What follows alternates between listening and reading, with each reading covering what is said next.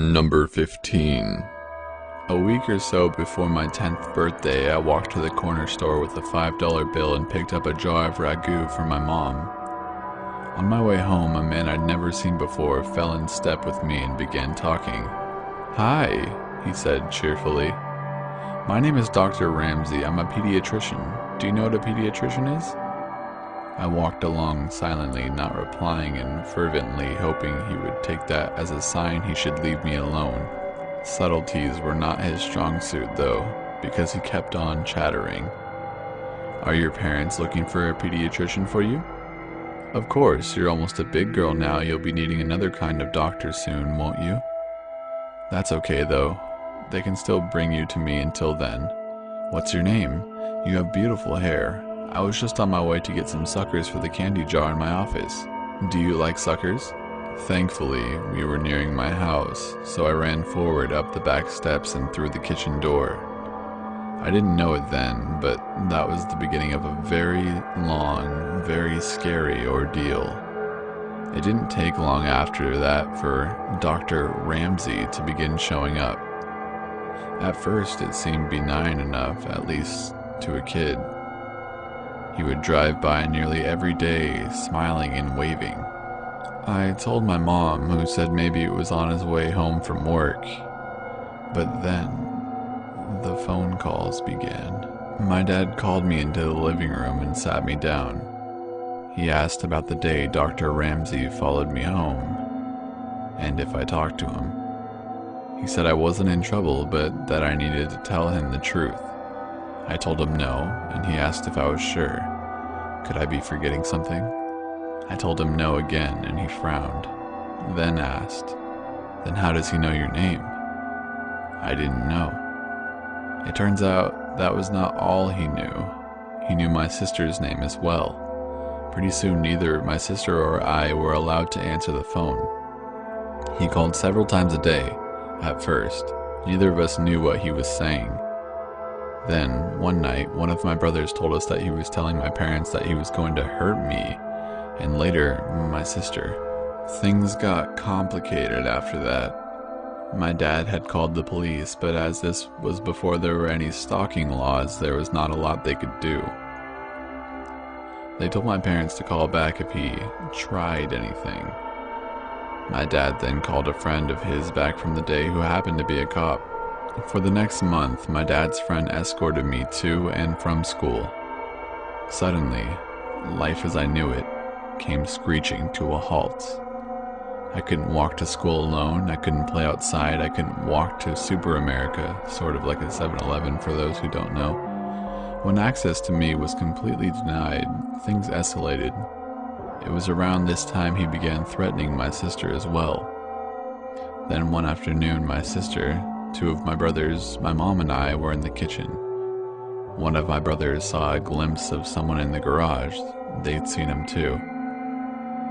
Dr. Ramsey came bolting out of the garage, my brothers chasing after him. They ran all the way to Cherokee Park, where he lost them in the trees. My parents called the police again, but nothing came of it. The only information they had was a description and a name that was almost certainly fake. A couple weeks later, we woke up to find our dog hanging from the side porch. She was a gorgeous saddleback German Shepherd born the same day I was. We were all devastated. The cop said there was no evidence it was him and ruled it accidental, but none of us believed that. His phone calls became more informative in the meantime. He would talk about who was home and who wasn't. If my brother would say my dad was home, he would tell him who was really in the house. He also would talk about the house itself, about the window in the kitchen he could easily open with a knife from the outside even when it was locked, and about the French doors that connected the living room to the side porch and how the lock could be easily finagled from the outside if you jiggled it just right. That night, my dad put in some carpenter nails at the bottom of the French doors until he could get a new lock ordered. My parents had to go to the company event for my dad's work.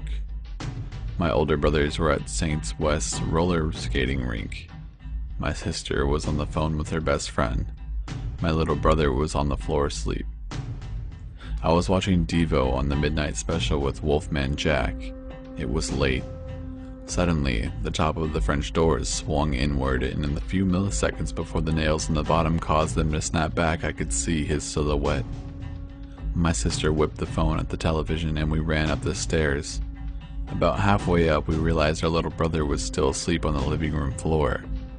As quietly as we could, we slipped back down the stairs to get him. We all went into our bedroom and didn't turn on the light, this way we could still see outside. We watched out the window for a while, and when we didn't find him, we crept down the hall to our brother's room to look. We looked down and could see someone standing at the back door. He knocked, loudly. "What do you want?" my sister asked out of the window. He stepped back and said, "Is this the Mercy residence? I have a pizza for delivery. Can you come to the door?" She scoffed at him, declaring she was not stupid. She could see he didn't have a pizza and she was calling the cops. He left. A short while later, my brothers returned home. We told them what happened and they walked around the yard watching for him. They came back in and things settled down.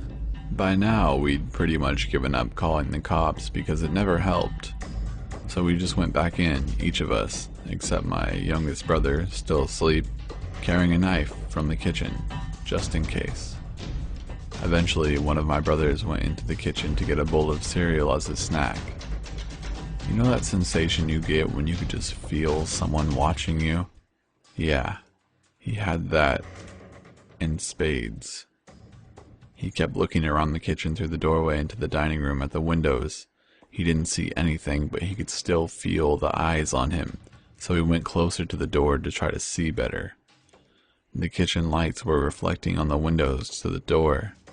It had 3 rows of 3 windows, so he still couldn't see. He stepped closer, then closer again, until he was right up to the door, then cupped his hands on either side of his head so he could see. There, on the other side of the window pane, was Dr. Ramsey, smiling back at him. He turned to yell for my older brothers, and when he looked back again, he was gone. They went out again to look for him, but didn't see him. The next night, we were at the table playing Crazy Eights, and my brother was restless. My sister asked him what's wrong, and he said he always felt like any minute now there would be a boom noise on the door or window.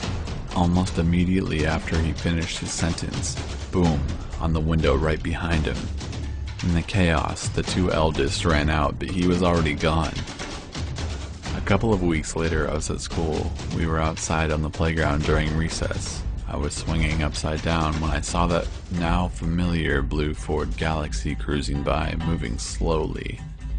There he was, smiling and waving. He called my name and I ran to the teacher and told her. The school had been told all about him and she took me inside right away and called my mom. That same day, my mom had gotten a call from the school office asking her to verify that my dad was picking me up, as he called to say that he was on his way. He wasn't. Not long after that, I woke up one night thirsty.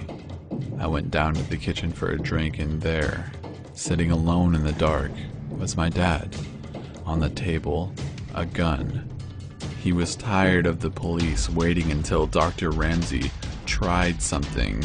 He was tired of his children being terrorized. He was tired of being afraid every time he left for work that something would happen to us while he was gone. I sat with him for a time, watching, before he sent me back to bed. These events and many more took place over a period of around 18 months. Then, as suddenly as it began, it was over. He vanished from our lives. The phone calls, the drive-by within the creepy waves, everything. For a long time during and after the Dr. Ramsey days, I would have recurring nightmares in which I would wake up to find him standing over me as I slept. It took a long time before I felt like a kid again. I found out years later when he was calling. Dr. Ramsey would tell my parents that he was going to rape and kill me. and later my sister, and that there was nothing they could do about it. I don't know what happened to him when he disappeared. I don't know if he was in a car wreck, locked in prison, in a coma, but sometimes I wonder if the wait ended for my dad when he was sitting in the darkened kitchen that one night. I don't know, and I'm not sure I want to. Number 14. Amanda is my brother's girlfriend. At the time of this story, she was looking for her first apartment and moving out from her parents' house. Her and my brother didn't want to move in together since they had only dated for a few months. She opted instead to search for a roommate online. Browsing Craigslist, she found an ad titled something like, "Roommate wanted, females only." This sort of thing was common since the area she was looking in was mostly young professionals. The listing was for a room in a house for about $225 a month, which was quite cheap compared to most places listed. The occupant listed herself as a 23-year-old college student that wasn't comfortable with living with any males. The other roommate would have their own room and attached bedroom. So far, Amanda was into this place. However, the listing only had a single photo from outside the property. Amanda sent an email wanting to meet the occupant and tour the house.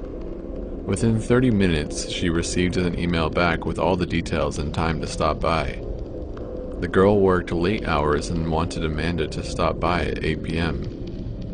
When Amanda arrives, there is a handwritten note on the front door saying, "Door broken, use back door." Walking around the house, it looks nice but slightly unkempt. Tall grass, weeds, dusty windows, etc. Still no alarms for Amanda though. When she knocks on the back door and an older man opens the door, at first Amanda thinks she has the wrong house, but the man reassures her and says that the occupant, I forgot her name, was out and he was the landlord. The occupant asked him to meet Amanda since she was working late. He seemed pleasant and offered to show her around. Alarms start going off but aren't at red alert yet. First, the guy was clearly in his 40s, unshaven, and looked like he lived in his car. Also, only the kitchen light was on. As they walked around the house, Amanda noticed one huge red flag. No furniture. Nothing.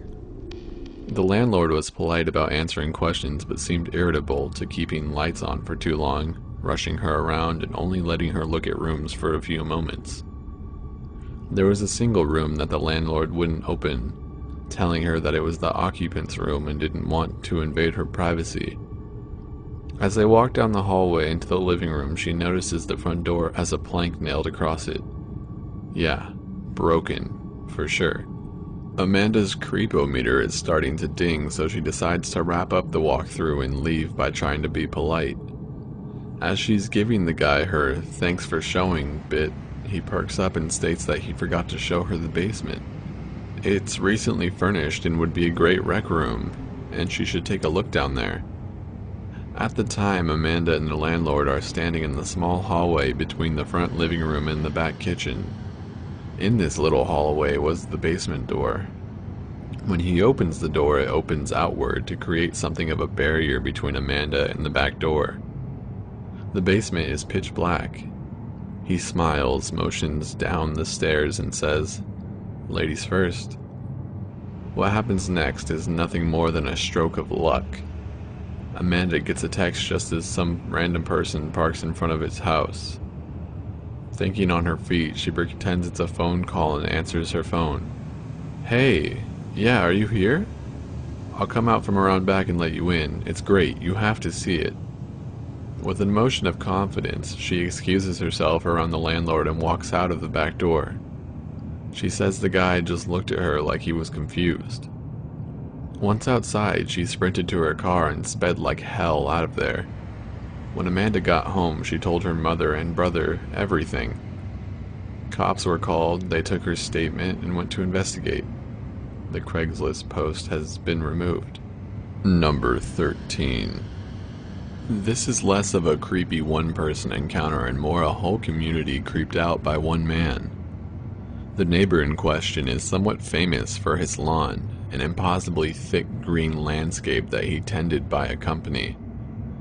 I've vaguely been aware of him losing it on the landscapers screaming at them outside. Enough, I knew he had a temper. The first real red flag that he might be legit crazy came last summer. He asked a teenage boy in the neighborhood to check in on the house once a day and make sure all the doors and windows were secured and water their flowers. The day they left, though, he left a crazy list, saying the kid had to be there multiple times a day, turning off and on different sets of lights at specific times and leaving weird chores for him. Also, the kid was not allowed to walk on the lawn and had to remove his dirty shoes before walking on the concrete sidewalk. He was never to enter the house, but was to turn off and on the lights from the doorway by means of a stick with a loop on it. Also, he was not allowed to use the garden hose to water the lawn and had instead to use a teeny tiny watering can. The letter implied that my neighbor would have the kid under surveillance and would have pictures if he failed to comply. Basically, the kid's parents called him and said they weren't comfortable with the situation anymore, and while they would keep an eye on the house, the deal was off. They argued over the phone. When my neighbor got back from vacation, it was early morning, and he immediately went to their house, woke them, and tried to pick a fight with them. One of the other neighbors is a retired cop and came out to see what was going on and tried to settle the issue. Crazy neighbor said that he would let it rest if he was allowed to bare-ass spank the kid. He flipped out when they told him hell no. Sometime after this, another neighbor was at the grocery store when he was cornered by Crazy Neighbor. Crazy Neighbor apparently just talked to him in a rapid fire for half an hour. Among other things, he started saying how wives shouldn't have friends and that his wife's sister was so fat she broke the toilet seat last time she visited. After this, everyone started talking about how you don't see his wife anywhere. Occasionally she will be out watering flowers, but while her husband is seen out, she isn't. Considering that she used to be a social butterfly, this is weird. During the winter, everyone found pamphlets on their mailbox from the landscaper he uses, along with a note saying it would be mandatory now to use his landscaper in our area, and failure to comply will result in being sued. As we are private single-family homes with no homeowners association, so this is clearly untrue. During the winters, someone saw his wife, and her arm was in a sling and she had a black eye. When they went to ask her about it, he wouldn't let her speak and said that she had slid on ice. Since then, there have been a few attempts made to talk to her alone, and all have failed. They've gone so far as to get their church involved and to call a welfare check by the cops when he was out of the house. But if she is being abused, she has been refusing help. Snow was bad this year, and he blew a fit about the snowplows piling snow on his property, so he scattered screws on the roadway outside before they came by one morning. Then someone in the neighborhood got a puppy. It's quiet and has a fenced backyard. Its owners wake up in the middle of the night to the doorbell ringing. When they come out, Crazy Neighbor is standing on the road at the edge of the property.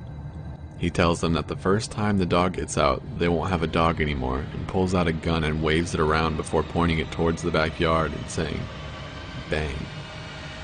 Obviously, they go back inside and call the cops. When confronted, Crazy Neighbor claims he was out for a walk, thought they were awake, and stopped by.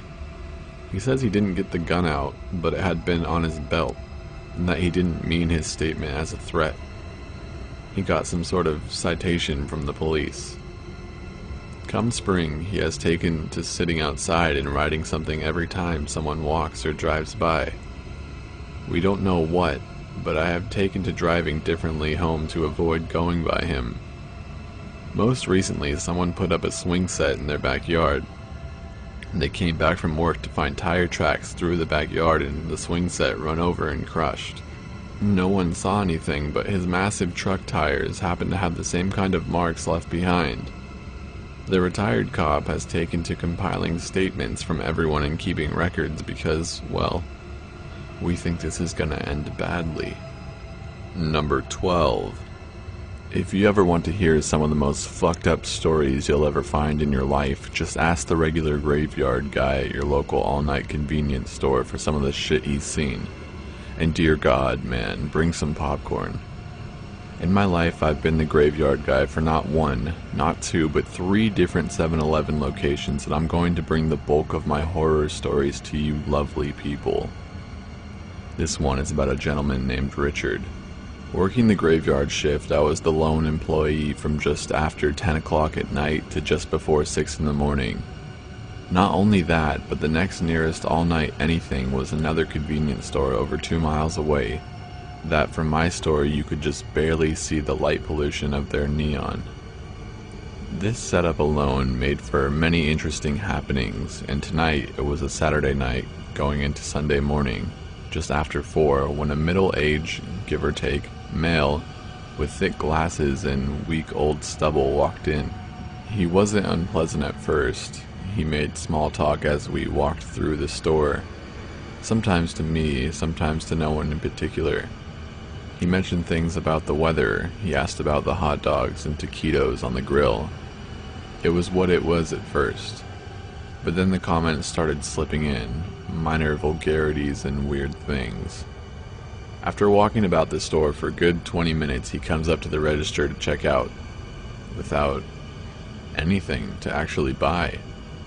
I asked if he needed help with anything, and he asked me what I knew about the Antichrist. Alright, well, I know enough, I guess. I was raised Catholic, so I know quite a bit on the subject, I guess. And so, he stares at me. Eyes wide, mouth pursed. I wasn't sure if he was about to bite me on the face or kiss me on the lips, and not being able to tell the difference made me uneasy. The man. I should get a hot dog. Me. Alright. Which one? Him. One of the big ones. I want to enjoy it. There'll be no more hot dogs once the Antichrist comes. There's really no way to respond to this, so I try to go back about my work. But even as I walk, as I stock cigarettes and start my nightly count, I could feel him watching every move that I make. He comes up to the register with his hot dog, pays, and I hope to hell we're done here. Thanks for coming. You have a good night. And I turn my back. The man then says, "Can I eat this here?" Me. Probably not a good idea. The manager comes in at about 5:30 and he doesn't like if anyone's hanging out here. Stuff to do, you know? The man then says, "I'm not worried about him." The shit part about this is that I was actually partially lying. The manager James, my boss, and a really awesome guy, did arrive somewhere between 5:30 and 5:45 every morning, Monday through Friday, but he avoided the place like the plague on the weekends. I was trying to sell something that I knew wouldn't fly if this guy actually stuck around long enough for no one to show up, and now he was telling me he wasn't concerned about someone else showing up. Saturday nights are a busy time for convenience stores, but after about 3:30 they become a ghost town, and it was just me and this guy for one extended, uninterrupted, fucked up conversation after another. I'd try to walk to stock cups, lids, and straws, and he'd pop up right behind me.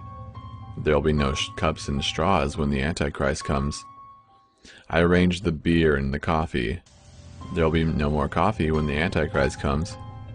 I realize it sounds like a joke, but his panicked eyes and horrible, hinting smile made it clear. He was dead serious in everything that he said. 5 o'clock rolls around. "Well, you should probably get going. Don't want that boss man getting mad at me now." He won't get mad at you. It's just he doesn't like people hanging out. We're just talking about the Bible. He said this so sickly sweet it made my stomach churn. Yeah, but still, he's going to be here soon. I'm not worried about him. I need milk. Okay. I point to the display case. He walks back and grabs a thing of milk slowly and robotically and inspects the carton all the way back to the register. "I love milk," he says. "Oh, really?" "Yeah, but there'll be no more milk when the Antichrist comes. The devil won't allow that. It's holy sustenance." Alright, so at this point I'm sizing the guy up. He's about 5'9" and I'm about 6'4", and I've got at least 100 pounds on him. So if things go south, I think I can get a few good knocks in before he pulls out my liver and puts it on his head. 5'10". Should really probably get going. The man, Jesus loves all of his children. 5'15". Boss is going to be here soon. The man, I'm not worried about him. 5'20". Is there anything else you need? The man, the devil is real. He then says my name. My full name. This is where two things happen that if I hadn't lived through it, I would have called bullshit to the person telling the story. At 5:30, for the first time in the almost 2 years I'd worked there, my boss James comes walking into the store on a Sunday morning. He fucking managed to unbluff my bluff with this guy. Secondly, and this is the jaw-droppingly hilarious part for me, James had been at the beach on Saturday. James had fallen asleep at the beach on Saturday. James had shaved his head fresh before going to the beach on Saturday. In other words, just as I told him he would, my boss came in walking in at 5:30 on the dot, with a completely shaved head, his long dark goatee and bright red skin. Me, to James, what the fuck are you doing here? James, I honestly have no idea. He then looks at the guy. Who's this? I didn't answer. I looked at James. I looked at the guy and back at James. He looks at the guy. Let's go outside and chat, friend, James says to him. Less than 10 minutes later, the guy was walking off and James came back into the store. So, how are you? The fuck was that all about? Oh, Richard? Well, he started telling me about Jesus. I started telling him about witchcraft. He said the Antichrist was coming, and I said I was the Antichrist. Overloaded his circuits. He left. I love James. I wish this is where the story ended, but about 3 months later I'm outside of my store and smoking a cigarette with a few regular customers of mine, just chatting away. Somewhere in the distance I hear, Jesus, Lord God, help me. I perk up, but the people I'm with don't seem to notice. Jesus, please, I know you can help me. It's closer now, and I actually say, oh, please don't be Richard. Jesus, Jesus Christ, come down from heaven and save me, please, oh please don't be Richard. Sure enough, barreling around the side of the building and heading in my direction is a panicked, screaming, sweaty Richard, covered in his own blood. The people I'm with ask the appropriate question of, dude, is he fucking covered in blood? I, on the other hand, had only one thought on my mind, and I repeated it over and over again. Don't go in the store. Don't go in the store. Don't go in the store. God damn it. I crush my cigarette out and run into the store. In the few seconds he's been in there, I now have blood all over the doors, the floors, the rugs, and the countertops. Jesus Christ, please fucking come down and save me. I grab him some towels and toss them in his direction, trying to get an idea of the nature of his wounds while dialing 911. Now, I can't be sure because I can't say I've seen it before, but it looks like quite possibly like he tried to crucify himself. Alright then, 911. 911, what's your emergency? I have a gentleman in my store who is injured, screaming profanities, yelling about Jesus, and is covered in his own blood. What? His name is Richard, and I don't know how badly he's hurt himself, but yeah. I hear her typing. She asks the store's name, the address, etc. Alright, and you said that he's screaming profanities? Richard, who can't hear her. Fuck! Me. Did you happen to hear that? Yeah. Yes, I did. And you said he's talking about Jesus? Richard, who still can't hear her. Jesus Christ, my Lord and Savior. Fuck, please fucking come and save me. Did you happen to hear that? Yeah. Yes, I did. And then Richard, in all his glory, does the one thing that makes any convenience store clerk go aggro, especially one on Graveyard. I turn away from him to give the operator the store incident number, and when I turn back around, Richard is now behind me, behind the register. I drop the phone. Richard, I don't give a fuck what's wrong with you. If you don't get out from behind my fucking counter, I will hang up with 911 and let you bleed to death right here in my fucking store. But the confrontation didn't last long. Before he could respond, there was 4 XXPD officers with me. I think the 911 operator hung up and left the area. Richard was handcuffed inside of an ambulance, and even the officers said it appeared he tried to do something harmful with religious significance. I thanked them for coming so quickly, and we laughed about the strangeness of it all. And then I asked a question I wish I hadn't. So who cleans up all the blood? That'd be you. Number 11. Junior year of high school, my parents got a job offer out of state, and so I was forced to move all across the country.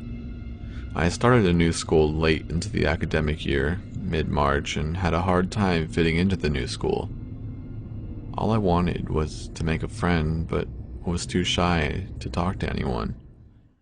It was around this time that my friends left MySpace to join Facebook, so I did the same to keep close to them. Some days later, I received a friend request from David. David was a guy that I had been friends with in my old town. Well, he wasn't exactly my friend, but rather the friend of another friend. My friend Jerry had introduced me to the group and would bring him along every time all of us hung out. We knew that David was a year older than us and that he had gone to a different school, but other than that, we didn't really know anything about him. In fact, we kinda always just referred to him as Jerry's friend because he never even bothered to talk to any of us. So when I received a friend request from him on Facebook, I was more than confused. He had hardly spoken to me when I had lived near him, so for him to want to be friends with me after all of this time just seemed a little strange. But I was so lonely and desperate for friends that I didn't care. Other than that, nothing really seemed off about him, at least not at the time. Looking back, I do remember that he had hardly any pictures or friends when I first accepted his request, but like I said, this was around the time that people had just started using Facebook, so it didn't seem all that weird for him to have such a barren profile. And over the years, his friends list got a lot bigger, even more so than mine, so I really didn't think anything of it. But anyway, I digress. I accepted his friend request, and it was just like this that David and I became friends. He told me that he had just started university and that he was lonely because he was too shy to make friends. I told him that I was having a hard time in my new school for the same reasons, and we bonded over that. Little by little, we started talking more. He shared his problems with me and I shared mine with him. And when it was time for me to apply to university, he even helped me out. He taught me how to sign up for my SATs, ACTs, helped me apply to scholarships, and even paid for one of my application fees, using a Visa gift card, so I didn't receive any of his personal information and he didn't receive any of mine. Then, when I finally started university, he helped me with all that as well. He told me where to buy books, gave me studying tips, provided emotional support. So when he asked for my phone number, I didn't even hesitate to give it to him. David was my best friend and I wanted to keep him close, even if we were physically away from each other. It was around this time that David started sharing more of his life with me, and all of it was pretty normal stuff. He had a job at Pizza Hut, which he hated but needed to keep in order to pay for bills. He also played soccer, but not for his university or anything. It was just a group of guys that got together on the weekends to unwind. I think the biggest thing he told me was that he had flunked out of university and that I was the only one that knew because he was too embarrassed to tell anyone else. And at one point, he also had to move back in with his mom, which he hated a lot. 2, maybe 3 years into our friendship, my family decides to take a trip back to the city where we had lived prior to moving all across the country, and I excitedly tell him and all of my old high school friends. Most of them were pretty excited about the idea of us all hanging out together again because after high school we had all just gone our different ways. But when I contacted David about it, he showed little interest in hanging out with us. I thought it was weird. You know, I wasn't some stranger he had met online, but rather someone who had been in his life for many years. I kept insisting and asking for a reason, and then he finally gave me one. He told me that his pictures had been heavily edited and that he was afraid of disappointing me if we met in real life. I told him that it didn't matter what he looked like and that I just wanted to meet him, but he still didn't want to hang out. Instead, he just started being a huge dick to me. He knew exactly what buttons to push, knew all of my insecurities and secrets, and had started using all of that knowledge to hurt me. So I just stopped talking to him. Some weeks later, I meet my friends as planned, and much to my surprise, I see David there, looking just like he did on his pictures. I didn't understand why he had lied about photoshopping his pictures or why he had said he didn't want to meet me only for him to show up at our friend's house. But I was so angry at him that I didn't ask any questions. I just kept waiting for an apology, but David wouldn't approach me. He was treating me like he treated me back when we were in high school. I was really upset, but given that he had been such a huge dick to me, I just figured that this was just another attempt at getting under my skin. We were all drinking and talking about what we were up to, and when it was his time to share, he pretty much just said the same things I already knew about him. He said that he wished he was still in university like the rest of us, but that he had flunked out and he was just living with his mom. Said that he was miserable there and that he wanted to move out, but that his job at Pizza Hut wasn't paying him enough for him to move out on his own. At this point, though, I was already pretty pissed off, and the alcohol had given me enough courage to finally ask him why he had been ignoring me. He apologized, but admitted that he hardly remembered me, which hurt my feelings, but also pissed me off even more. I told him about Facebook and about our text messages, and he just kept insisting that he didn't use Facebook. Apparently, he had used MySpace at one point, but had stopped using that when he had switched over to Tumblr. A Facebook account was something that he hadn't even considered making. I asked him about the text messages, and he just said that I had probably confused him with another David because he had never even had my number. I thought that denying it was a lousy excuse, but Jerry backed him, which pisses me off even more. The thing, though, was that David hadn't just been talking to me on Facebook, but also to a bunch of us. So when we kept calling him out on his shit, he just told us to text this David guy to prove that it wasn't him. He set his phone on the table and I texted him, but no new messages appeared on his phone. Then, while we're all arguing how we need to give it some time, the David that I had been talking to for years responds, proving that we had been talking to a fake all along. Things turned pretty awkward at this point, with all of us feeling angry and betrayed, and David obviously feeling extremely violated. So with all of us wanting answers, we open up our friend's laptop and search for David's profile on Facebook. The first thing that David points out is that whoever this was, they were using his mother's maiden name and not his real last name. And that while most of the people on his friends list were people that he knew in real life, none of them were people that he had kept in contact with. His display picture was also of a dog, which he owned years ago, but had died since then, just like the fake David had told me. All measures that, looking back, I'm guessing were used by this person to keep David's close friends from actually finding him on Facebook. The older pictures on Facebook had been taken from his MySpace back when he had still been using that, but most of the newer ones had been taken from his Tumblr, which he apparently uploaded pretty often. The weirdest thing, though, was there was some pictures he swore he had never seen before. These were all pictures of his soccer games taken from the audience, which the fake David had said his brother had taken. The real David said his brother never went to his games, neither did any of his family members or friends. Further exploring his own fake profile, David pointed out that while a bunch of status updates were things that never happened, a lot of them were accurate. Whoever this person was, they had been watching David for a long time. They knew his schedule, knew what movies he went to, knew what kind of ice cream flavors he liked, knew his favorite bands, knew practically everything about him. We did confront fake David, but he never answered the text messages and instead deleted the profile before we had the chance to examine it further. So we never did get any answers. I don't know why that person pretended to be David for so long, or why he even did it in the first place. All I know is that I felt extremely violated for having shared so many private details of my life with him. And of course, I also felt a great deal of pity for the real David. I wondered for the longest time how this person found him and how they managed to learn so many private details of his life. Then, a few months back, my mother calls me saying that she found a profile with her name, but my picture's on it. My middle name is my mom's first name, something that very few people know. She thought that I had made a second profile and I didn't tell her the truth because I didn't want to scare her, but the truth was that I didn't even know that profile existed. I have always kept Facebook set to private and I no longer accept random friend requests, nor do I post my pictures anywhere else. So this profile only had really old pictures of me and nothing weird like David's soccer game pictures.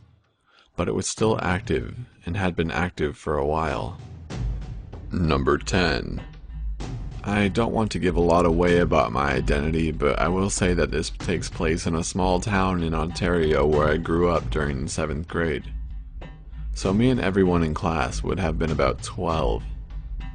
Anyway, for the first part of 7th grade we had a substitute teacher, Mr. I, who was only there until the actual teacher, Mr. C, came back from sick leave. Due to mental health issues, we later found out. Mr. I was great, and he left after the winter break. That was when Mr. C showed up. He was kind of a creep from the start. He used to make a lot of little creepy remarks we would let slide, but eventually escalated. One encounter I recall is that one day during recess he tried to get me and a friend, Rachel, to say different words for penis and would ask us if we were comfortable with saying things like that, etc. We decided to tell our parents and they were pissed and called the school, which obviously did nothing about it because otherwise the rest of this wouldn't have taken place. Fast forward a couple creepy months. Me and Rachel are in the gymnasium with the rest of our class, about 20 kids. We are doing the gymnastics portion of our gym program. We are halfway through class and Rachel gets up and goes to the part of the gym where we would leave our shoes. So I turn around to look for her after a bit, and to my surprise, she is standing there across the gym in shock, holding a video camera. Now, at this point, no one else has really noticed, and I haven't even put 2 and 2 together yet, but what happened next made me clue in pretty damn fast. Mr. C, who was at the time lounging around the gym room not really doing anything, sees Rachel with this camera. I swear to God, his face went from not having a care in the world to utter horror in all of a second. He grabbed a soccer ball from a nearby rack and chucked it across the room at Rachel, in front of over fucking 20 12-year-old kids. It hit her dead in the side of the face.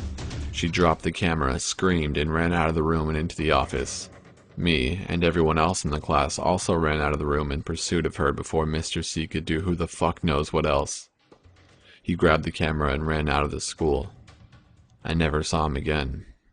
Rachel, who happened to live on the same street as me, has friendly parents who talk to mine occasionally. We later learned they pressed charges and all that shit. He was convicted of assault on a minor and also intent to harm minors or something along those lines. He had been taping our class since he had begun teaching us. He had dozens of tapes of our gym classes. He would position the cameras in different places to capture the most revealing angles for whatever it was we would be doing that day. Needless to say, we got a new teacher for the rest of the year, which was kind of awesome at least because she let us do whatever we wanted pretty much. In hindsight, everything about him just seems so menacing now. From accidentally walking into our change rooms to extensive health lessons about sex. Number 9. This happened a couple years ago when I was backpacking in Australia. I traveled around driving a van like many backpackers there do, as it saves a lot of money with accommodation. I usually slept in rest areas, gas stations, or wherever I could park. This one night, I've been driving for a few hours and started to feel sleepy. I decided then to stop in the next rest area in the middle of nowhere. Parking in that location during daytime could be a great idea, but at night it seemed like a horror movie location. There were no cars parked there. I know, I should park where there were more people around, but I was really drowsy, and there were no lights whatsoever. I turned off the engine and closed the curtains of the van.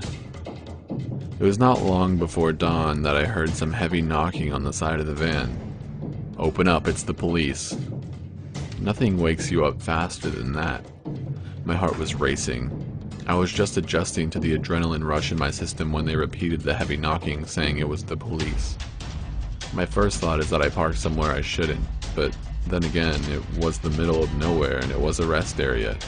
Before opening up with my mind telling me that the situation was weird as fuck, I decided to go slowly to one of the windows and look through the gap in one of the curtains. I could clearly see the shape or shadow of a guy standing beside the van. His car wasn't too far, but it didn't have any lights or flashing lights on. This guy was definitely not a cop. Bringing up the courage I had left, I just shouted, "Get the fuck away, I have a gun and I'm calling the cops on the radio." I didn't have a radio, or a gun, but that seemed to faze him. I saw him getting back into his car, and to add to the creepiness, someone came out of the bushes and also got in the car. They left, and a few minutes after that I turned on my van and drove in the opposite direction they went to. Safe to say that I never slept in another rest area that didn't have at least a couple of other cars parked. I don't know what these people wanted, but with Australia's history of backpackers serial killers, I'm very happy to be here today. Number 8. About 5 years ago, I lived downtown in a major city in the US. I've always been a night person, so I would often find myself bored after my roommate, who was decidedly not a night person, went to sleep. To pass the time, I used to go for long walks and spend the time thinking. I spent 4 years like that, walking alone at night, and never once had a reason to feel afraid. I always used to joke with my roommate that even the drug dealers in the city were polite.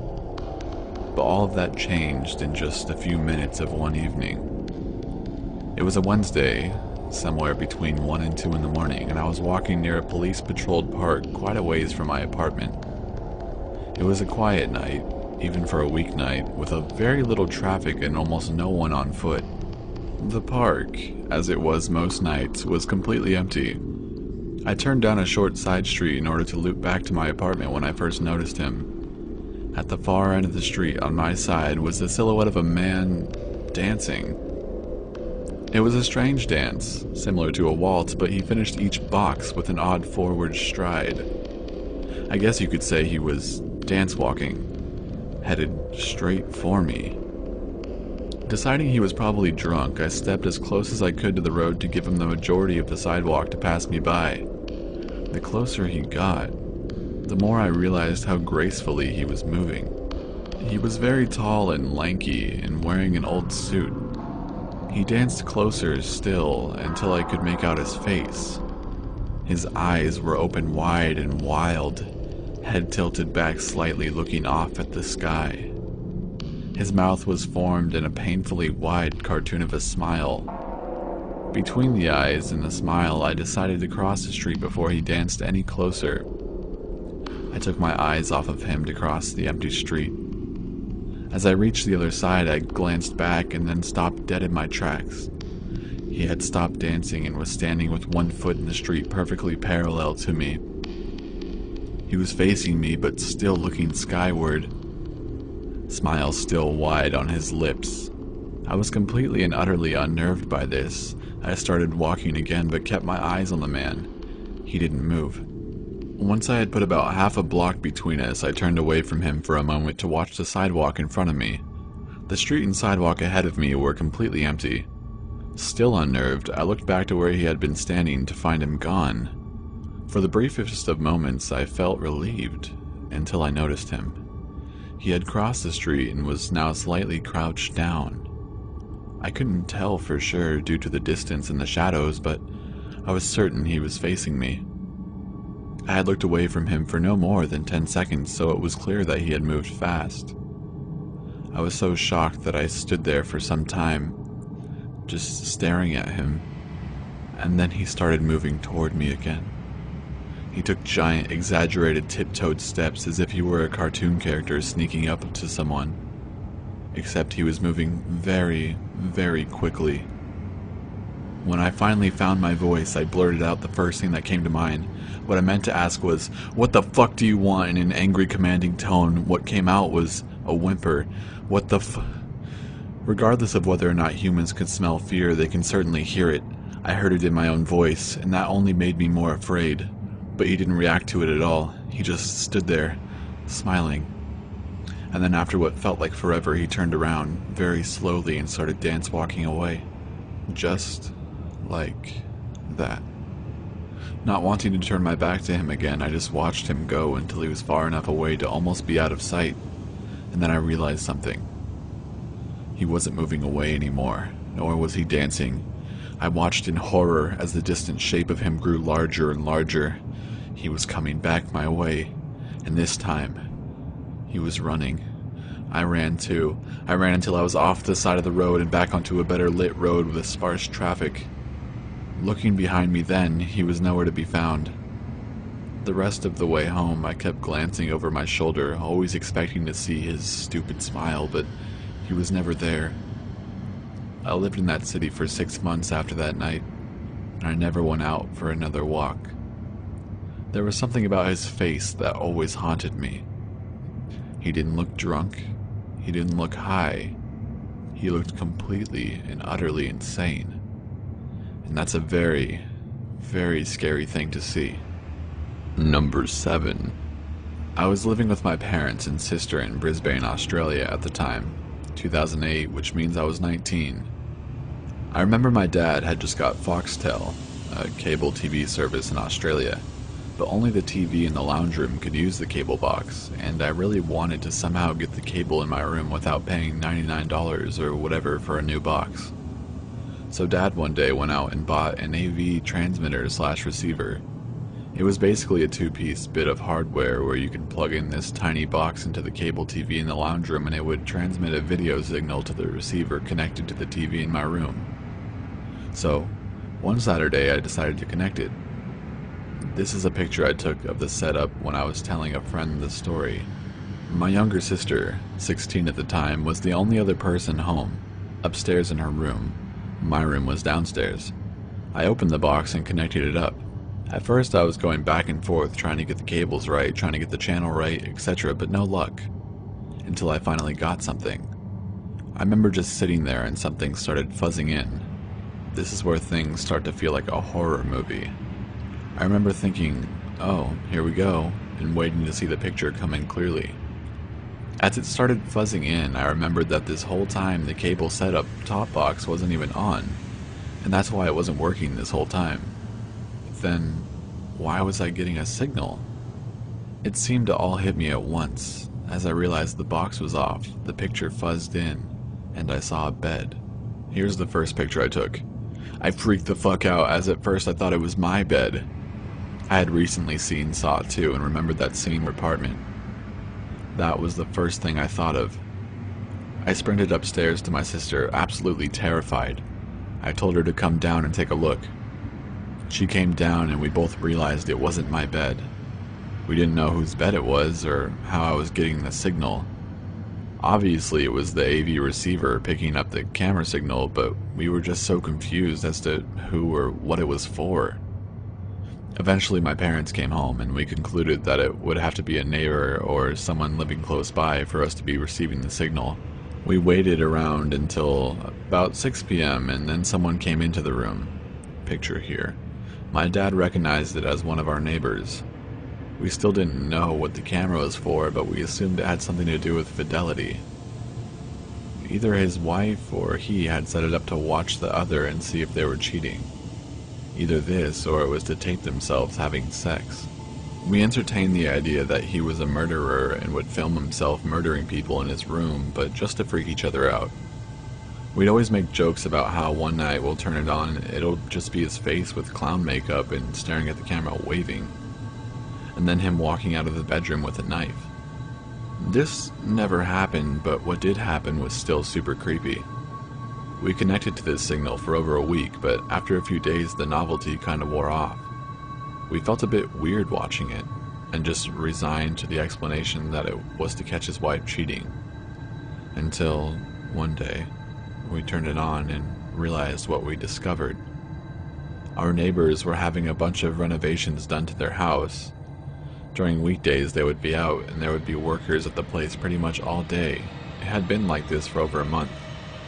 We started watching the feed and saw a man walk into their room. It was the plumber that had been there regularly for renovations. We didn't think anything of it until he started opening drawers. I called out to my mom, who was the only person home at the time, and we started watching it. He started getting the wives' underpants and sniffing them, doing all sorts of creepy shit. At first we were like, oh my god, how embarrassing, he's being filmed. Will the neighbors see this somehow? But then what happened next was really terrifying. He slowly walked over to the camera and looked right down on the fucking lens. We were convinced that he knew we were watching. My mom immediately called my dad. I kept watching. He started fiddling with it and then put it back down. I told my mom that I don't think he knew we were watching, but he's definitely the guy that put the camera there. Dad came home, and by this time the plumber had left. Much to my mom's pleading, Dad went over to the neighbors to tell them what we saw. My mom wanted to completely stay out of it and was terrified, understandably. When we told the neighbors, they had no idea what we were talking about.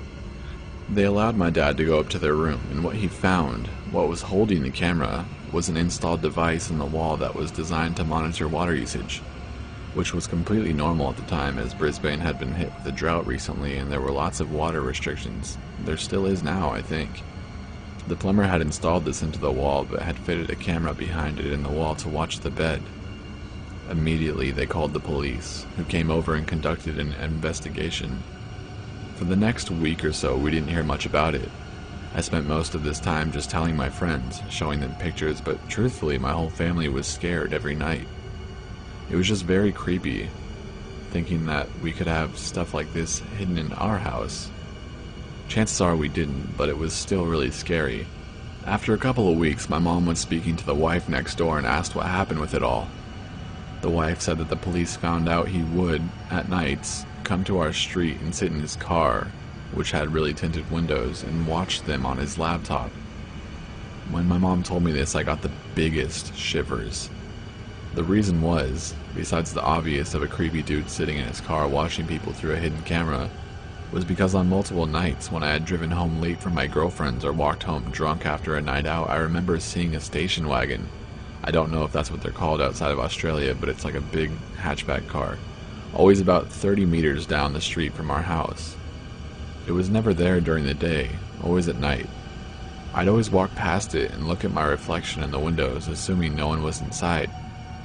I was always so confused by whose car it was, but literally never thought it was anything. It still scares me so much that it was this creepy fucking plumber sitting back in there on his laptop watching a hidden camera stream of my neighbors. Number 6. This happened back when I was 15.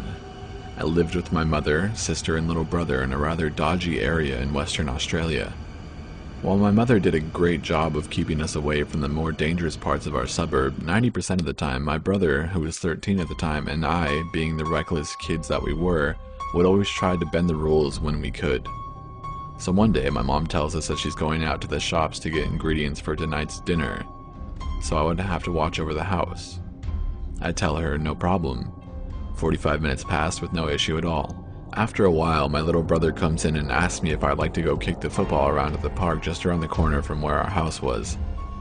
While I can't remember the exact time, it was definitely later than 5:30, so it was starting to get quite dark. I tell my brother that Mom would be pissed if we went, but he insists, and eventually I give in and tell him to wait for me while I get changed into my sneakers, shorts, etc. After I'm done, I walk to the lounge room and realize my brother is nowhere to be seen. I check the front door, and lo and behold, it's open. I love my brother dearly, but I swear some of the shit he does is just retarded. I call out to my sister, who's 18, and ask if she knew where the dickhead had gone to. She replies that he had said to tell me that he was going to the park. By this point, the sun had already set, and outside it was quite dark. I was also shitting myself with anger. I tell her to watch the house, and I run off into the direction of the park. I get there, about 5 minutes later, and to my surprise, the park is completely empty. I call out my brother's name and tell him to cut the shit. No answer. I call it out again, but this time I tell him that our mom is home and that she's extremely angry with both of us and wants us to come home. Still no answer. This is where I start to get worried. Normally, my brother always falls for that trick, even when we're at home, and does what I tell him to do. Suddenly, I hear a faint, muffled noise coming from the left of me. I look and see a tall figure quickly moving behind a large fence, which covers an alleyway that runs parallel to the park on the left side from where I was. At this point, I guess you could say that my body went into overdrive as adrenaline kicked in, and I sprinted as fast as I could and went around to the other side of the fence. I almost choked when I saw my little brother, shorts off, mouth covered, being dragged across to the other end of the alleyway by the man that looked to be in his mid-40s or 50s with long, unruly hair. Now, I know a lot of people would have screamed out at this point, but for some reason, don't ask me why, I just sprinted as hard as I could at this motherfucker. While I had tears in my eyes, more than scared for my brother, I was angry, like seriously infuriated. I was going to kill this cunt. He must have heard me coming because he turned around to face me and dropped my younger brother. I had run about 20 meters and I was now less than a meter away from him now. He tried to grab me, but I just kept running as hard as possible for me and I ended up knocking him over. He swore and tried to get back up, but I just let loose and started stomping on his face and gut. I was going to keep on going until this fucker was dead, but reason came back to me after I heard my brother begin to cry loudly. Without asking any questions, I picked him up and ran as fast as I could with him back to my house. At this point, it was pitch black, and my mom was frantic. No doubt she was about to let loose on us, however, she stopped when she saw the look on both of our faces and realized that my brother didn't have any pants on. After explaining the situation, rather terribly because the adrenaline had worn off and I was blubbering like Morgan Freeman had died, my mom gave us both the biggest hug ever and cried with us. We called the police soon after and I was asked by police officers to give details about the man's appearance, which I did as best as I could. I was lucky that I was dealing with a rather thin man as opposed to a muscle-bound freak who liked small kids. Thankfully, my brother told me that, yes, the man had come up behind him and subdued him, but had stopped taking off his clothes when he heard me call out his name. To this day, I am so thankful to whatever is watching over me that I didn't get there a second later and was able to successfully get my brother back. Needless to say, we moved to the suburbs soon after that, and we are now living in a steady upper-middle-class suburb up north. Number 5. Okay, so this whole thing began maybe 2 months ago. At an aunt's party, my sister comes up to me and says that she thinks someone has been coming into her house in the middle of the night. My sister has always been easily scared, so at first I was skeptical. I asked her how she knew someone had been in the house, whether she had actually seen anyone, etc. She told me that she hadn't seen anyone, but she said she knows for a fact someone was in her house. She then went on to explain that she has a skybox downstairs that streams to her bedroom television. The first time it happened, she said she heard the TV was being used, so she turned on her TV and someone was flicking through the channels. I still didn't really buy what she was saying, but she did seem genuinely afraid. She claimed it had been going on for 3 months, on and off. To put her mind at ease, I told her I'd stay at her place for a few nights and wait to see if the guy comes. I took my younger brother along just to be safe. In all, we stayed at her place for 4 nights. In those 4 nights, nothing unusual happened. Me and my brother were convinced she was going crazy. Me and my brother decided we had stayed long enough and told her that we had to go home. She got extremely upset about this. I reassured her and told her to call the police the next time it happened.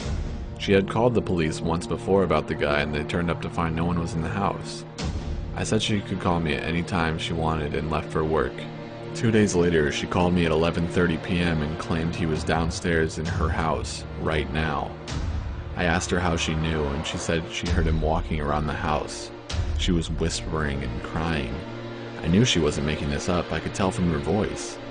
I called my brother and told him to meet me at her house. I was on the phone with her the entire drive over to her place, as I lived 10 minutes away. When I got there, my brother was parked up outside. We both went to the back of the house. I was still on the phone with my sister. The first floor of the house was lit solely by the TV in the living room.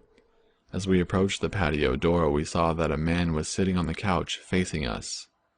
We were frozen solid, and my sister noticed that we went quiet and started asking what was wrong and if we could see him.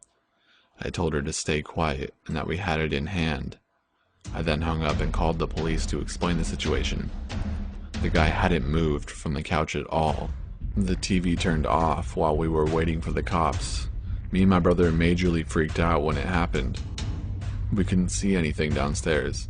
Then the hallway light turned on, meaning someone was on the stairs. We opened the patio door and ran up the stairs and caught the guy, with his ear to her door. We kicked the shit out of him and got my sister out of the house. He had a knife in his coat pocket. The cops came maybe 10 minutes later. He could have killed her if he wanted to, which is fucking outrageous. It turns out the guy was one of my mom's old boyfriends who had lived with us for a while in the 90s. He had always been fond of my sister, but we had never suspected it to be him. He hadn't contacted any of us for nearly a decade. My sister has moved back in with my mom and is undergoing therapy to get over what had happened. Our stepdad, as he liked to call himself, was given 3 years in prison. We are doing our best to cut all ties with the man. Number 4. I am 22 and this incident happened a year and a half ago. I had just moved into my first apartment and was in the process of moving in. The door that led into my apartment locks itself automatically when closed, so I was going to the entrance of the apartment complex to get my mail while talking on the phone. I returned to my apartment and sat on the bed while opening the mail while using the phone. I dropped the phone on the floor and it landed under the bed, so I had to lie on the floor and stretch for it. I saw something that caught my eye. There was someone under my bed. My eyes widened and I choked the urge to scream. The person under my bed was lying still with his back towards me and his head to his chest so I couldn't see his face. And he didn't see me. Trying to be rational while so many thoughts rushed through my head, I picked up the phone and said, "Sorry, I dropped my phone. I'm just going to take a shower and call you back." The bathroom is right by my bed, so I hastily walked in, quietly locked the door, turned the shower on, and then jumped out the window as my apartment is on the first floor. And then I called the police. They told me to wait nearby, but to go to across the street and see if anyone comes out the door to my apartment complex. This was during summer and it was still light out. I placed myself across the street, hiding behind a car while watching my open bathroom window and the entry door. I called my friend and he came to me just before the police. I gave them my keys and they went inside. Only moments later, 2 cops came out holding a thin and tired-looking man. His eyes looked crazy, but he didn't try to get away. The police that had stood beside me and comforted me while the police searched through my house, I was a mess, shivering and crying, told me that the man stood outside my bathroom door with one of my kitchen knives waiting for me to come out. This man had somehow crept in my entry door while I was getting my mail and hid under the bed. The man that was trying to hurt me turned out to be a homeless person and was placed in a mental hospital. Number 3. Growing up in Arizona, you experience a rich mix of cultures. People come here from the Midwest, some people brave the desert and come from the South, and some people have been here since before the place was a state. Some say this is because Arizona has no real culture of our own and that we borrow from everyone else. This state is rich in the paranormal. Many Native American tales tell of demons in White River, skinwalkers, vampires, tribes of little people who take children in the night, Wendigos up north, or the popular Thunderbird. This isn't a story about all that. This is the retelling of my experience with the Lady in Black. Growing up, I would hear stories from my friends who are of Mexican background of La Llorona, the Lady in Black. This story is meant to keep children inside after dark and to keep them from sneaking out at night. These legends of the lady came north with the people. It seems though that she came too. The story goes something like this. There was this beautiful lady in Old Mexico. She was not from a rich family, nevertheless she caught the attention of a son of a Mexican nobleman. They fell in love in secret. They got married. Not long after, she found that she became pregnant with twins.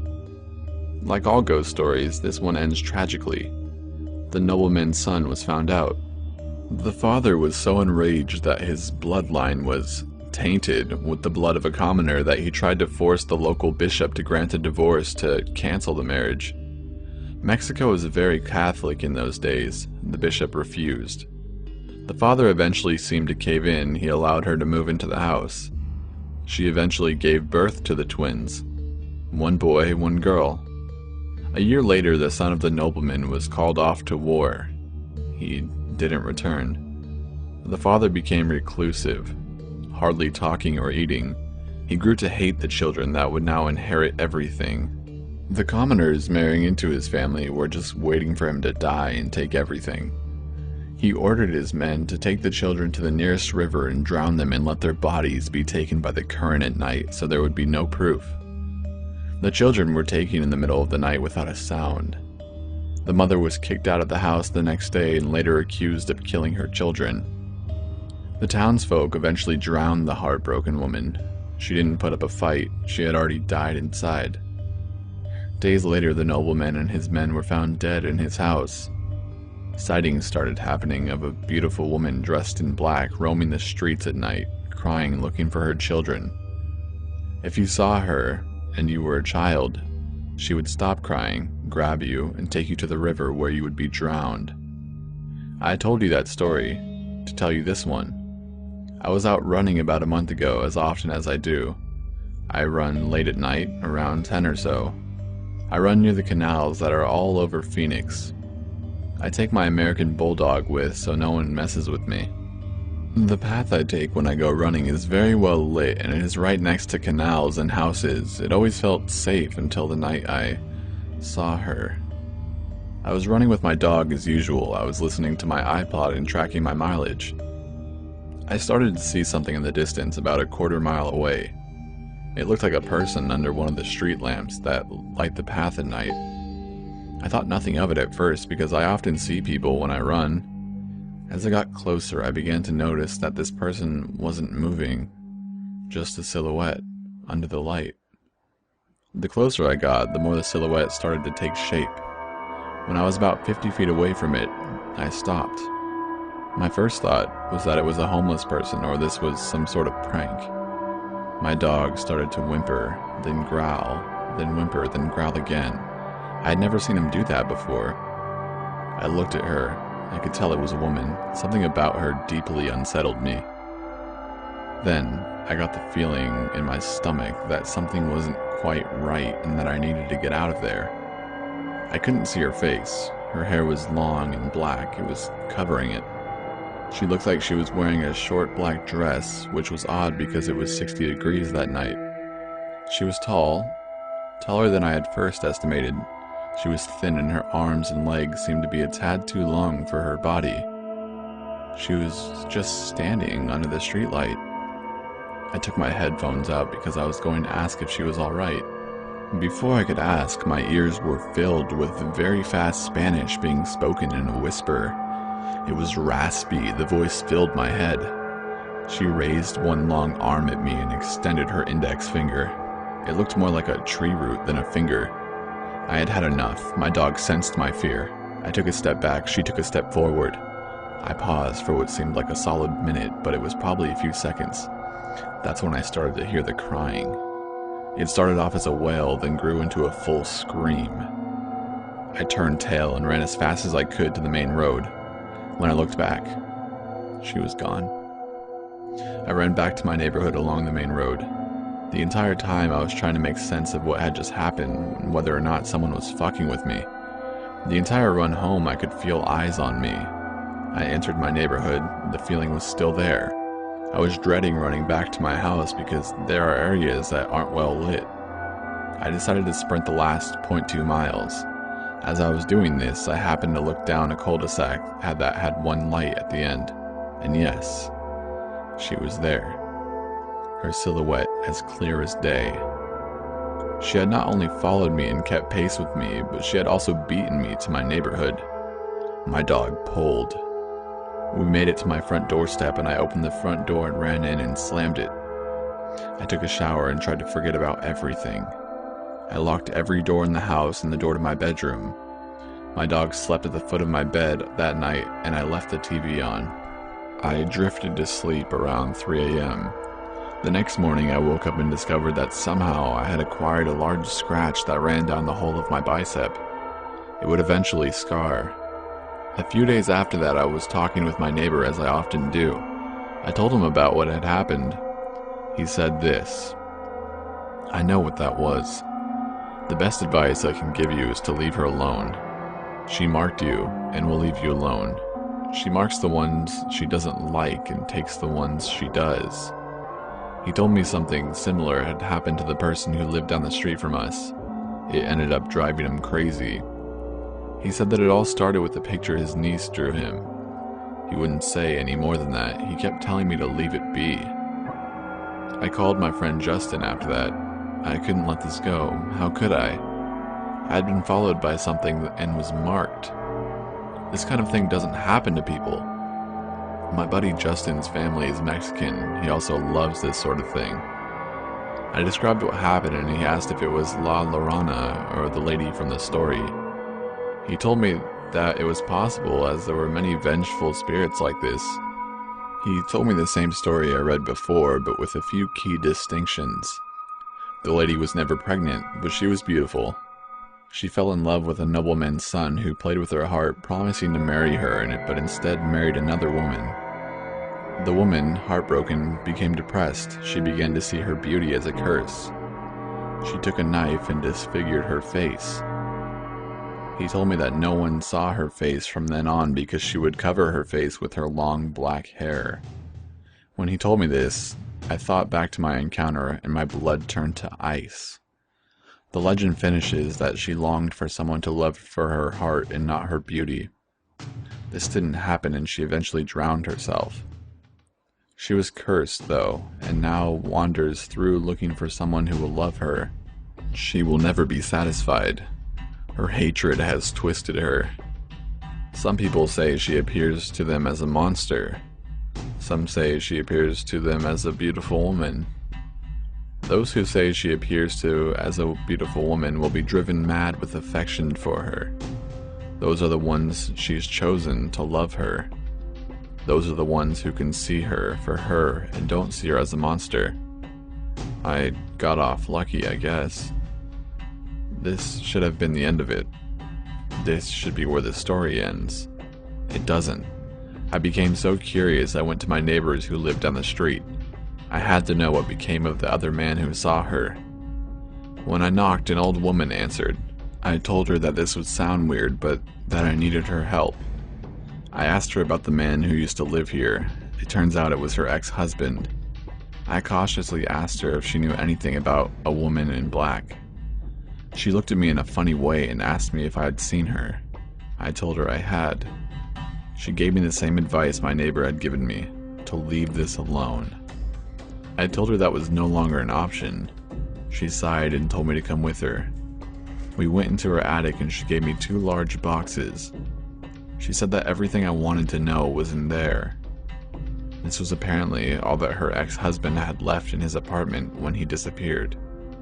She told me to read everything and that if I still wanted to look for her after, then I was a fool.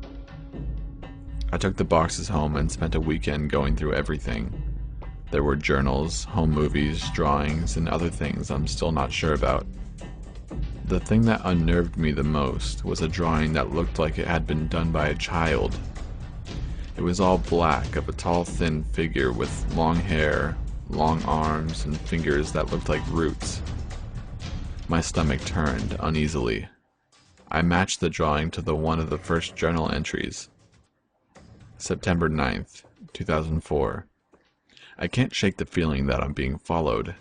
I went on a walk again last night to see if I could find her. It seems she has found me. Macy, who I found out was his niece, drew me a picture today. She has been staying with us while my brother and his wife are in Denver. She handed me the picture and told me that the lady who lives under the stairs told her to draw it and to tell me she wasn't coming back. I have to see her again. The crazy guy seemed to be in love with this woman. He was obsessed with her. I will include a few more entries. Most of the journals are bogus. He kept them, it seems, to document this to show that he wasn't going crazy. Most of it seems to be babbling on about trying to find her. October 5th, 2004. I am no longer in love with my wife. Lorena, as I have come to call her, has my heart. I saw her face. She showed me her face. She is beautiful. I have to be with her. I understand her. She is not a monster. She is a beautiful woman. October 7th, 2004. She visited me in my dream last night. I never wanted to wake up. She spoke to me in a voice sweeter than honeysuckle. I have decided to leave my wife. He did. December 31st, 2004. The new apartment isn't grand or glorious, but it's ours. She comes to me at night, telling me that we will soon be together. I am going to start recording our encounters to show everyone I am not crazy. This is love. This is pure. I am happy, and she loves me. This is where things get really weird. He has started taping himself with a video camera. I watched most of it. He kept the lights mostly off, but he said she likes the darkness better. He only had on 1 or 2 lights at a time.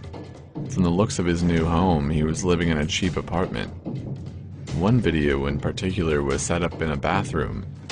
He had grown a beard by this point. In this video, he took out a razor and instead of shaving with it, he removed the blade and started cutting his face with it. He took blood from his face and drew a heart in the mirror. He looked over his shoulder into the darkness and said, "I love you too." Then the whispering started. The camera shut off. The last tape was the weirdest by far. It starts off with him sitting down at his dining table, which was a folded-down card table. He had a large smile on his face. That's all the tape showed for 3 minutes, is him sitting there, smiling in the dark.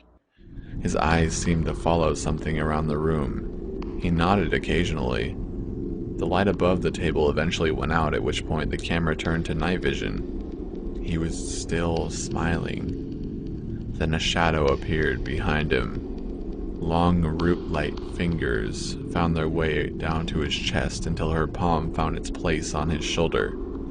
He closed his eyes and his smile widened. The last part of this video made my head hurt and my stomach lurch. "Mi amor," I heard the voice say on the video before the camera shut off. They never found his body.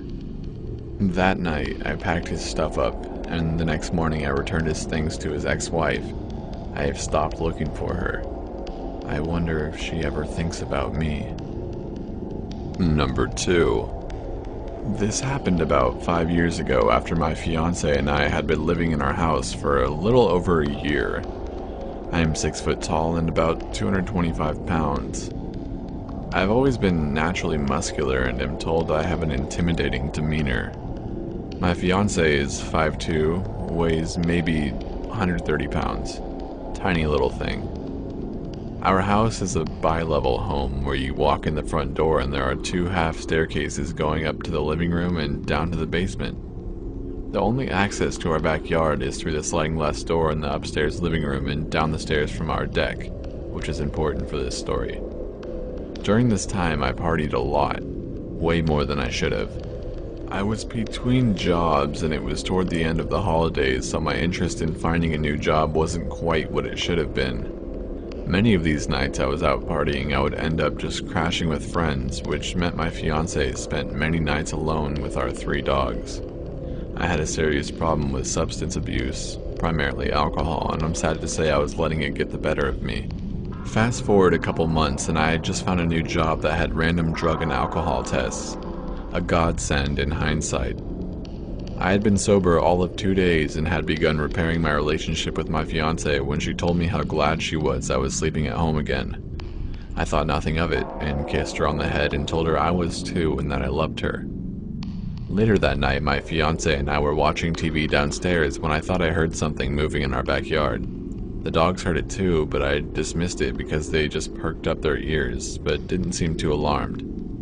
A moment later, I heard the noise again, and my fiance very quickly mutes the TV and gives me a very nervous look. "Did you hear that?" she asked, looking very uncomfortable.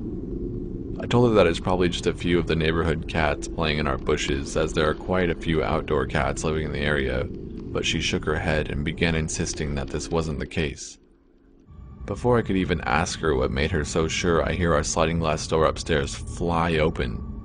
All 3 of my Great Danes and myself are on our feet in an instant. The dogs let out the most ferocious sounding barks I've ever heard and tore ass up the stairs with me right behind them. As I'm rounding the first set of stairs and the dogs are reaching the top of the second set, I see the sliding glass door slam closed and the silhouette of a man running away. I get to the door and fling it open and the dogs shove me out of the way to chase after this would-be intruder. I grab my flashlight, one of those big 4D cell mag lights that cops carry, and run out into the yard. I had just made it down the deck stairs when I see the dogs freaking out at the back fence. I sprint over and jump the fence just in time to see the man reaching the opposite fence and trying to get over it. He was covered head to toe in black clothing, a thick black hoodie with the hood pulled tight to conceal his face and jet black cargo pants. Without any regard for my personal safety, I charge the man and just barely miss getting a hold of him as he makes it over the fence. Once more, I follow him over and come around the front of my neighbor's house just in time to see him hop into an old, beaten-up pickup and speed off. I watch for a moment as he speeds out of the neighborhood and disappears into the night. I run back home as fast as I can and check on my fiancée to make sure she's okay. When I walked into the house, she was sitting in the upstairs living room surrounded by all 3 of our Great Danes and clutching the biggest knife we own. She was visibly shaken, but ultimately she is a very strong woman and told me that she was ready in case I got into trouble.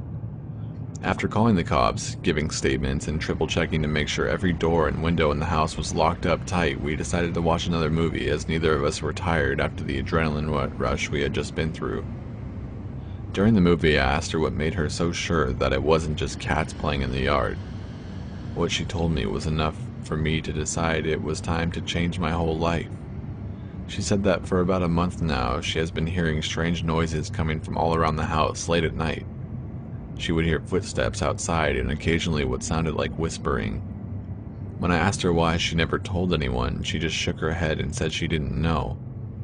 After hearing this, I came to the realization that whoever this man was, he knew that I was never home at night and that my fiancée essentially was all alone most of the time. Fortunately for us, he somehow missed the fact that we have 3 Great Danes, and for whatever reason on this night he decided not to check and make sure she was alone again. Number 1. In the mid-80s, my mom was a cleaner in Australia. She would clean houses in suburban areas and would sometimes do houses in rural wine regions, as we lived near both. She would leave business cards at the local shops and got most of her business this way and some through referrals and word of mouth. One day she got a call from a lady who sounded like she was around 60, asking my mom to clean her old farmhouse. She made a lot of odd demands, and Mom would usually meet clients before taking on new business.